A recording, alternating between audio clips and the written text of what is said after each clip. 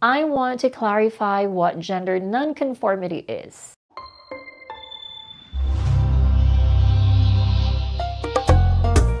Hello, I'm Mackie of My Transgender Date, the #1 dating platform for trans women. Before we dive into today's topic, don't forget to subscribe to our channel and hit the notification bell. We have a new video out every week that you don't want to miss. Today we're going to talk about a subject that deserves more attention and understanding in our society, and that is gender nonconformity. Before we go any further, I want to clarify what gender nonconformity is. Gender nonconformity refers to a person whose gender expression does not align with societal expectations for their assigned sex at birth. People who are gender nonconforming don't live based on the stereotypical ideas of what genders and gender expressions are supposed to be. In short, they don't believe in the typical roles or expressions of masculinity and femininity. So what's the difference between gender nonconformity and gender fluidity? Don't be confused by these two because they are different.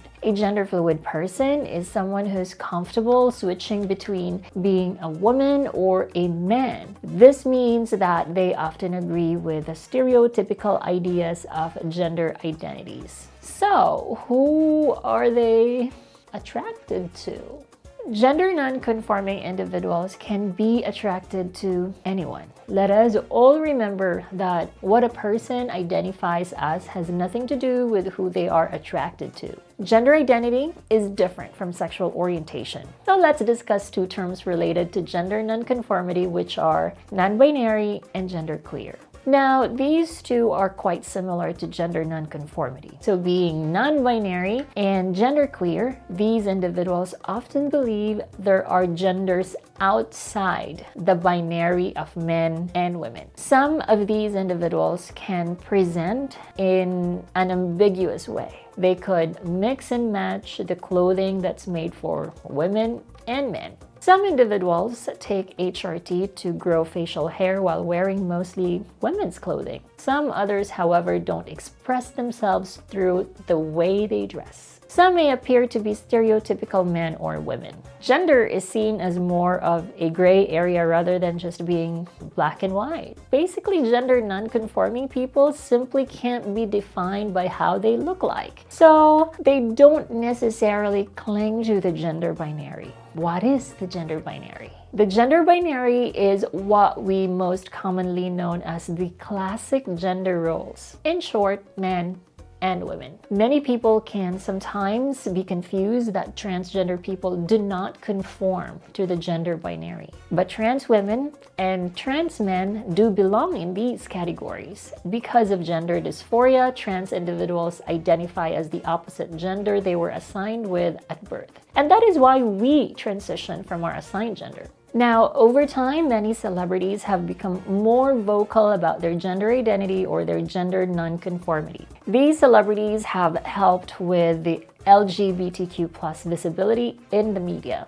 We have Sam Smith, Miley Cyrus, Courtney Act, Ruby Rose, Cara Delevingne, Rose McGowan, Jinx Monsoon, and many others. There are more celebrities who I've missed in this list, but if you have a favorite I haven't mentioned, share them in the comments below. Gender nonconforming individuals often face unique challenges. These can include discrimination, bullying, and lack of understanding from others. You'll see people who make sarcastic posts identifying as pineapples or hairbrushes, trivializing the feelings of gender nonconforming people. I know that there are a lot of terms to learn when you're new to the LGBTQIA+ community. Understanding the umbrella of terms such as gender fluid, gender nonconformity, and genderqueer can be confusing at first. But I also believe that it's only a matter of decency and respect for each other as people. If you don't understand what people identify as, then please just live and let live.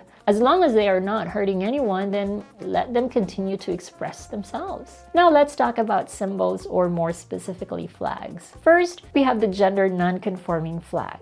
The light purple stripes enclosed within the dark purple borders represent the blurring of conventional gender roles, while the white represents freedom of gender expressions. People who use this flag may have other variants of it. Next, we have the non-binary flag. The non-binary flag was made by Kai Rowan in December 2014. The yellow represents genders outside the binary. The white stripes represents all genders. The purple represents people who feel that they have mixed female and male characteristics, while the black stripe represents the ones who don't identify with genders or don't think a certain genders exist to represent them.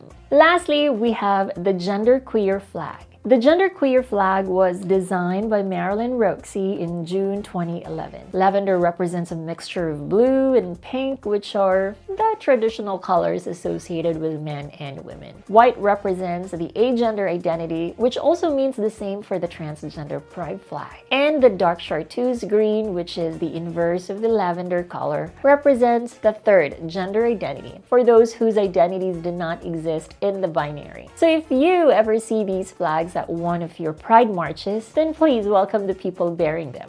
They are as much part of the LGBTQIA community as you are. After all, that is the point of having pride marches, right? Being inclusive, accepting, and understanding. In conclusion, gender nonconformity is a diverse and important aspect of human identity. It's about embracing who you are and breaking free from societal norms. Let's celebrate and support gender non-conforming individuals and work together to build a better world for everyone. Thank you for joining me for today's topic of gender nonconformity. If you found this video informative, don't forget to give me a thumbs up. See you in the next video.